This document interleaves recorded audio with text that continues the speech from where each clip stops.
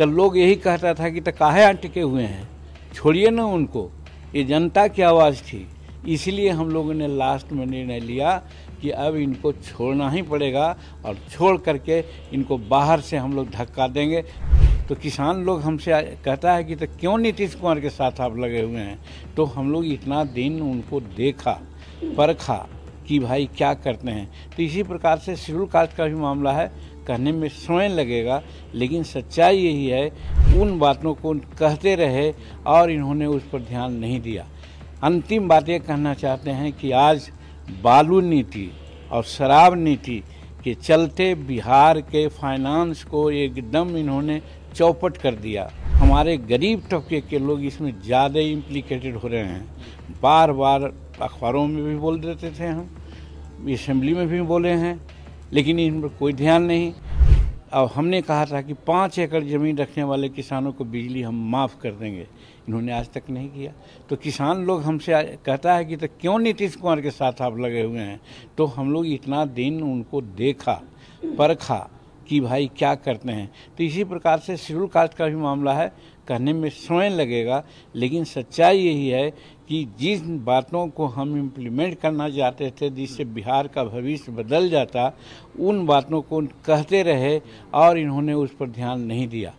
अंतिम बात ये कहना चाहते हैं कि आज बालू नीति और शराब नीति के चलते बिहार के फाइनेंस को एकदम इन्होंने चौपट कर दिया और हमारे गरीब तबके के लोग इसमें ज़्यादा इम्प्लीकेटेड हो रहे हैं। बार बार अखबारों में भी बोल देते थे, हम असेंबली में भी बोले हैं, लेकिन इन पर कोई ध्यान नहीं। तो लोग यही कहता था कि तो काहे अटके हुए हैं, छोड़िए ना उनको, ये जनता की आवाज़ थी। इसलिए हम लोगों ने लास्ट में निर्णय लिया कि अब इनको छोड़ना ही पड़ेगा और छोड़ करके इनको बाहर से हम लोग धक्का देंगे ताकि इन सब बातों का इम्प्लीमेंटेशन। आपने सर बहुत बड़ा फैसला ले लिया है, कहा जा रहा है कि अब बिहार की राजनीति में एक नया बदलाव आएगा। क्या लगता है आपको, क्या होगा, आप आगे किसके साथ? देखिए, हमारे पार्टी में जमहूरियत है, जनतंत्र है, हम अपने कुछ नहीं कहेंगे। ये जो हम निर्णय लिया, आप जानते हैं, हम राजगीर में नेशनल काउंसिल की बैठक बुलाया, वहाँ निर्णय हुआ। उसके बाद हम सारे विधायक मिल करके नीतीश कुमार को कहा ऐसी ऐसी बात है, आप इसको ज़रा देखिए, नहीं तो फिर हम लोगों के सामने दिक्कत होगी। उन्होंने नहीं माना और कह दिया सीधे कि भाई आप पार्टी में आ जाओ और नहीं तो बाहर चले जाओ। तो फिर हम कोर कमेटी की बैठक बुलाया। कोर कमेटी की बैठक में सारे लोगों ने कहा कि नहीं, एकदम हम लोगों को बाहर जाना ही उचित है।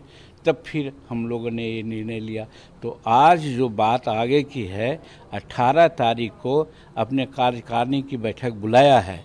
18 तारीख को कार्यकारिणी की बैठक में जो निर्णय होगा उसके बाद बताएंगे कि क्या करना है। ललन सिंह और तेजस्वी यादव ने कहा कि हम लोगों ने प्रॉपर इज्जत दिया था, मांझी जी को, उनके बेटे को भी इज्जत दिया था, मंत्री बनाया था, लेकिन फिर भी इस तरीके देखिए, से ले लिया। चाहे ललन बाबू हों, चाहे तेजस्वी बाबू हों, चाहे नीतीश बाबू हैं, चाहे कोई हैं, व्यक्तिगत हमको किसी से कोई ये दुराग्रह नहीं है। हम सबका सम्मान करते हैं। अब सब लोगों ने व्यक्तिगत भी हमको सम्मान दिया है, मैं मानता हूँ, लेकिन जहाँ जनहित की बात है तो सम्मान और जनहित में दोनों में कॉम्प्रोमाइज़ नहीं होगा।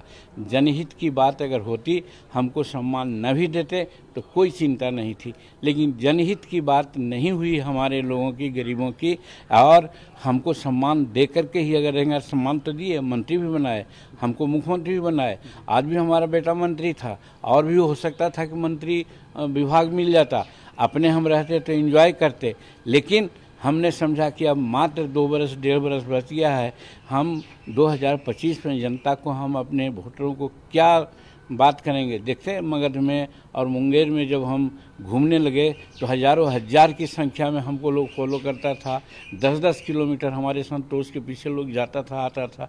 तो उन लोगों की एक आशा है, उनके आशा पर एक तरह से कुठाराघात हो रहा था, जो हम लोग बर्दाश्त नहीं कर सकते। इसलिए हम लोग ने ऐसा निर्णय लिया। जो मंत्री